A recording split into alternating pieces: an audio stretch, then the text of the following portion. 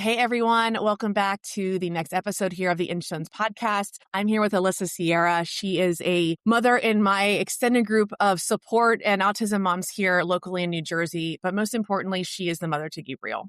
And Gabriel is a young little boy around Mac's age who also has a diagnosis of autism. And what I love being able to focus on and share and illuminate this month of May is the one-on-one conversations, the lived reality on the ground.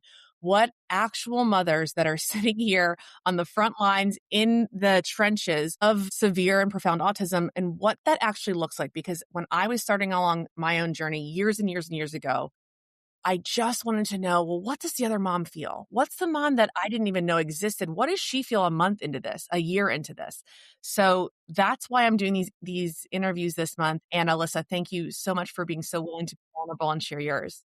It's exciting, So thank you very much for giving us a voice because, it is very different and very difficult, especially when you have kids that have profound autism. Like I was telling you before, don't take anything away from, higher functioning or whatever, however you want to place it. But it is, we as moms worry about our kids' safety, the future. I mean, regular things that everybody does as well, but it is different for us because we know our kids don't fully understand. So that's the thing, that I think getting it out there is a great place to start, at least. It's my honor and it's what sat on my heart as my mission as soon as I was able to give back. Take me back, Alyssa. It's hour one, day one, week one, after Gabriel received his diagnosis of autism. What were you feeling in those first moments? So he was diagnosed at 2. It was like a month after his second birthday, October 7th, actually, of 2020. Isn't that crazy that those dates you remember? Well, I remember it because then the next year, on the exact same day, 1 year apart, I got diagnosed with MS. So it's like Wow. some shit, you know what I mean? But so, uh, but in that moment, Dad and I already knew. So to me, it was just a solidification Hmm. on what we as mother's intuition, parents' intuition, whatever you want to call it, like you were talking about, we sort of knew. So in that moment, I was very strong. I didn't Hmm. cry. I remember I didn't cry for like weeks Hmm. until like weeks after. It was more like, okay, let's get it started. Let's start down the path. What do we need to do? Let's get in touch with the social worker from Children's Specialized. Let's get names of ABA centers. Let's get another doctor appointment, things like that. It was more, I was very tunnel vision focused on what's the next step. Let's do this, because that's the type of stuff that gives me like anxiety is, okay, now what do we have to do? Now, how are we going? Once you had that diagnosis, you felt like you could get the plan moving. Exactly. And I think also because I've been through a lot in life, like earlier in life and stuff like that, I'm better at the big things, which is just like a personal thing. I don't know. Doesn't mean I never get like upset or anything, but I'm better at the bigger things than like the smaller things give me anxiety. I don't know. Yeah. It's weird. No, I understand that a lot. Like so if the the bigger overarching theme was like you were able to digest that and to process that, and the harder part being sort of those like little pivots all the time and what's next. Those are, sometimes for me, they're paralyzing because it's so much logistical, right? But what were the small little things that were most emotional for you then? We have a big group of like my husband's friends and everything like that. And they're like very close knit and we're like the wives are all very close and stuff like that. He's had them since like high school. So it's like a big, and now we're all growing and have had kids and stuff. So there's a ton of us. Um, Probably I remember the first time I sat down with his best friend and his best Yeah. friend's wife after the diagnosis. That's when I cried. And it was like weeks after, just talking about it, like talking about the what needs to happen and, what the doctor said and stuff like that. It wasn't so much as him being autistic, it was more like explaining it to people that are big parts of our life, I think. And even like my family in New York and stuff like that, just explaining like, yeah, there's going to be challenges and Yeah. for people that don't know. And I think like I was talking to a mutual friend of ours for a different episode and saying like it's almost like the when you share it, like how you were sharing it with your, your friend in a more social setting or like with a family, and you have to preface it with like I'm no longer on this like typical motherhood journey. Like I've now jumped into a road that society or culture or like, whatever media, whatever has never really taught me what I should think about this. Like, I'm going to be a great mom and I'm going to keep moving. But like, I don't know what I don't know. And I'm no longer next to you. Like, I'm no longer on that highway. this is That's very like, different. so Yeah. like that jump, it's almost like like the tears that come from it. Cause I experienced something similar. Like the tears that come from it are like, I'm no longer with you on this path. Like that breaks my heart. Yeah. Like Because that they're good it's friends not and you're about the kids. It's literally about, like, I'm no longer gonna experience life the same way with yeah. you. Yeah, it's wild. It's been difficult. Sorry, I may cry. No, I know. I am too. So we have, those friends specifically, Yeah. they've been so wonderful and they understand. I mean, Mhm. I've had Gabe have behaviors over at their house where like he bit somebody and it's like everybody was so understanding. A lot of people don't have that, Yeah. so I don't think I realized how much it was going to be different. Like you're talking about Mhm. trajectory until I was in it for a little while, Yeah. and I knew he was different, but not less. And every Mhm. that we knew, like, treated him like that, like very, he's just a little different. He still plays and things like that. But Mhm. so I'm very blessed for that. But yeah, I don't think I realized how different it would be until like he got a little bit older and like things started happening and his behaviors started happening. It's tough. 'Cause, also it's very different when you have a behavioral kid, even Yeah. from other like Oh, yeah. autism, like, moms So who have having a girl like, listen, having a girl my Millie, a daughter with the same profound non-speaking autism, she does not have behaviors like my son does. Like, there's just not it's and so even that there's difference. is a Yeah, difference. I will tell you, I mean, this is no harm, no foul to any of my children, but Mac is a tougher child. Like he is and his sister with the same diagnosis can generally be cared for with a more typical caregiver than he can. And that severity, like that matters. That difference matters because it's safety, it's health, it's, it's the understanding. physical. Yeah, like there's something deeply physical, much more physical about it. And, when you are tasked to raise and be the mother of that, knowing the difference, I mean, screw typical. Like there's actually differences even in between severe behavioral and self-injurious behavior autism as well. Yeah, 100%. And, I'm so happy that I have a, you know, great group of autism moms that like understand it. But like was saying, like even within that, they all have their little things that are different that like I don't understand that, their kid does something.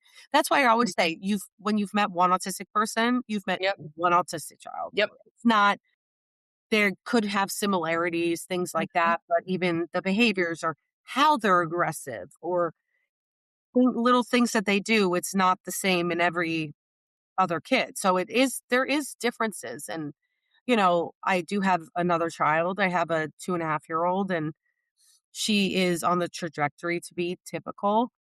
So it's very different parenting. I'm going through now as, she grows older in toddler years. It's like cool to see certain things that I didn't get to see with Gabe, but it's also like heartbreaking too, but she's already like recognizing that he's different and it can be challenging because if he gets upset, she screams because she's like, oh, he's being loud, and she's hit us before because Exactly. he's She's at witnessed. Yeah, and she's and witnessed and modeled. Yeah.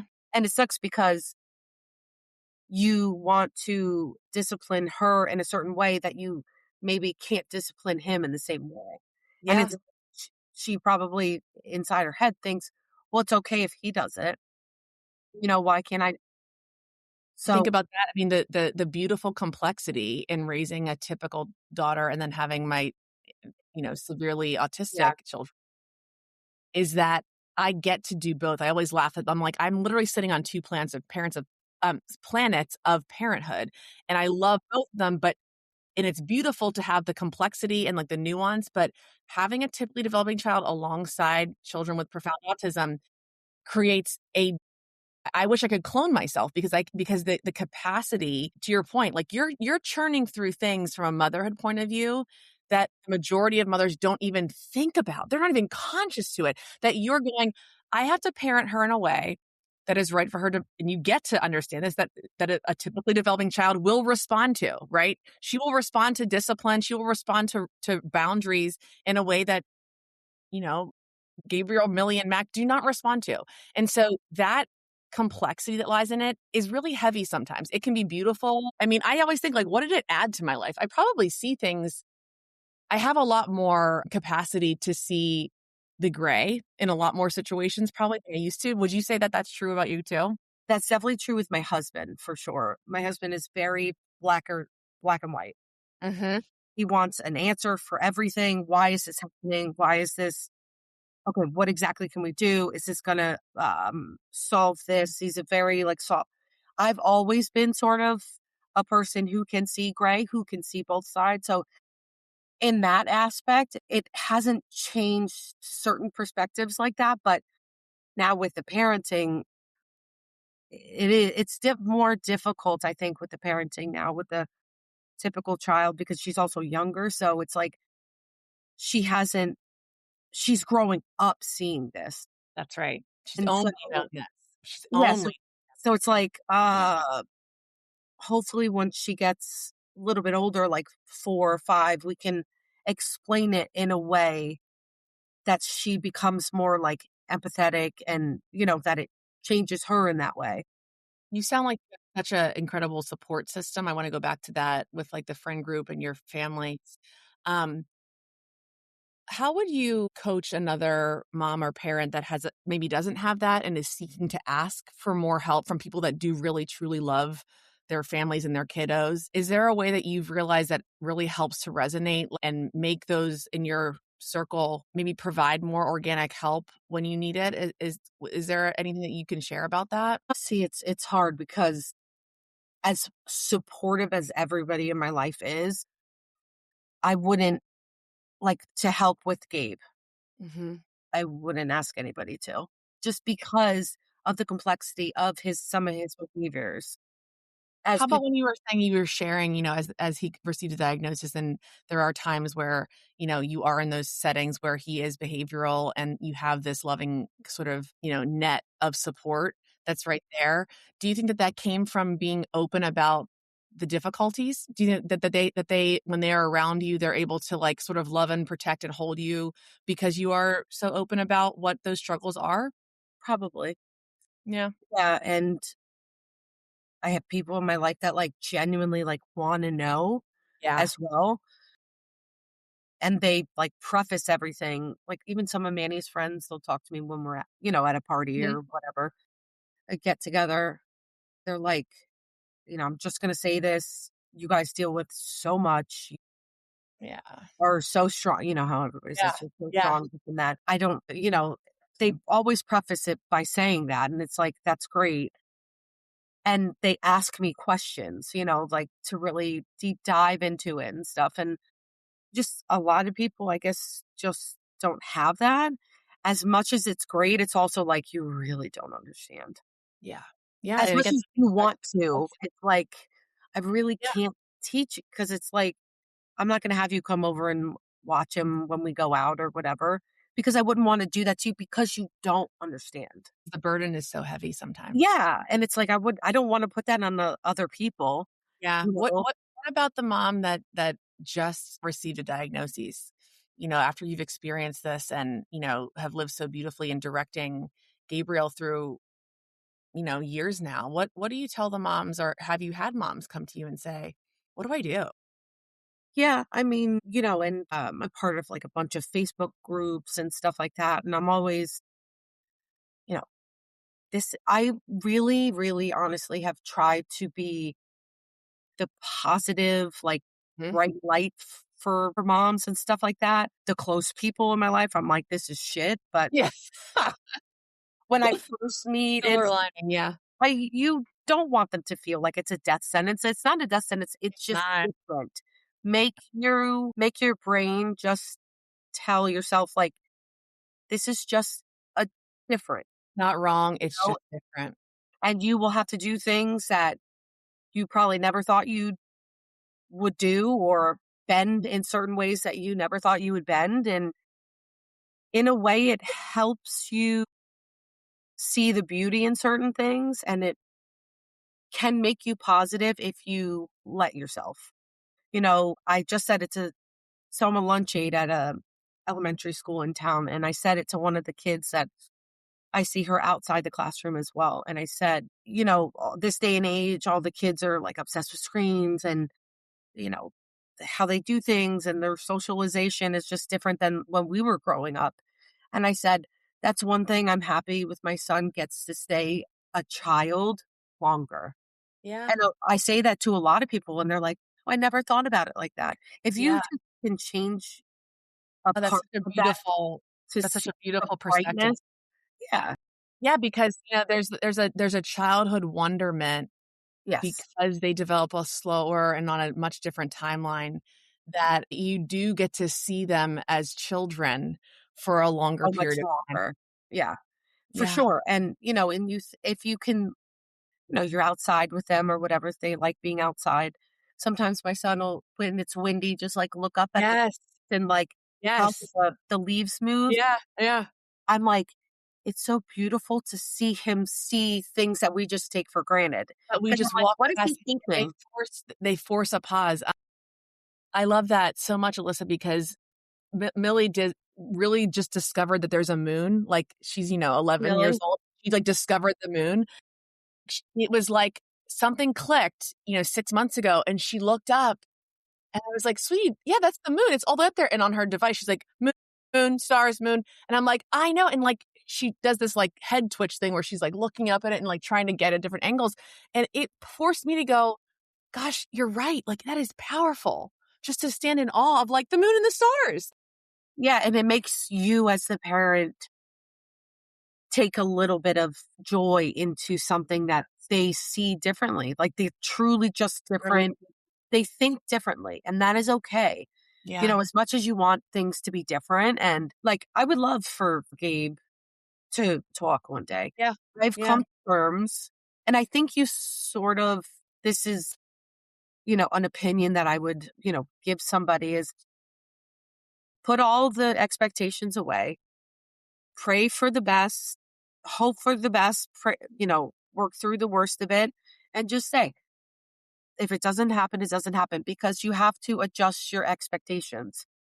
Because then you're like, shit, like, I really, and then you get in a ditch, in a rut, and you feel A like then loop and a come out of cycle it. that you can't Yeah, get and out of it. it'll drive you crazy. Just you have to let go of expectations in a way. Yeah. As much as you want them to strive to talk or whatever the case is, you have to sort of let go of your own expectations because Yeah, I it'll mean, just hurt because you you can anyway. want those things, I Yeah, always say, "You haven't have these desires." I have a lot of desires. I have a lot of desire for my typical developing child. right. At the end of the day, their life is not based on what my expectations of them are. Their life is based on what is going to happen to them, who's gonna come into their life to form and help guide them to become the best version of who they're meant to be. And I Yeah, think you're so spot on with that, Alyssa, that if we can harness the release of expectations, you actually will find more joy in the process of something that's really difficult and really hard, but then you don't get stuck in sort of what's the phrase that a friend of mine was using recently, like hit the tar baby. Like if you constantly are punching what you know is not going to happen right now, you get stuck. You get stuck and you just keep pulling, and then you get dragged down, and the more that you can just let go of what expectations you might have had, you might be able to see those inchstones of development, those beautiful byproducts of the work that you are doing and how you are guiding them. It'll become the joy on the journey. yeah, and there is joy in it. I do have to say there is joy. There It's is. not all terror and that, of course, you're always going to have this like weight on yourself, just being a parent in general. And then it's sort of like amplified when you have a kid with profound autism. But just try and find the joy as much as you can because it'll just terrorize you if you don't. Yeah. You know, if people were to listen and take away one thing from you and from this conversation, remember one thing, what would it be? Again, just try and find something positive out of what your child is going through. It's hard when you're in the trenches and like we were just going through it, for a couple weeks, really increase in aggressive behaviors and things like that. And it's like it is survival. But once you start to get out of that, or you see your kid doing something joyful or looking at the leaves, and you can really try and let yourself think, I wonder what Mhm. they're thinking, and just try and be positive in that moment. Yeah. I think it's so powerful. And it's I think the reason why we get to parent children like ours, I think that it's one of the most beautiful byproducts. While it is grown in the depths of some really, really hard and tough realizations, the ability to reorient and harness and find the joy and the good will never be the wrong choice. Alyssa, thank you so much for sharing your story today. I know that it's going to so many. And when we hear and stand witness and testify and share about what that day in and day out looks like, I don't think it ever goes wasted upon the ears of other mothers going through something similar. So thank you for being so open and sharing today. Of course, it's hard, but they're still your children, and you love them like you would any of your kids. That's right. That's right. Well, thank you again for your time. And everyone, thank you for listening here to Alyssa's beautiful testimony here on the Inchstones podcast. Until next So, time. bye.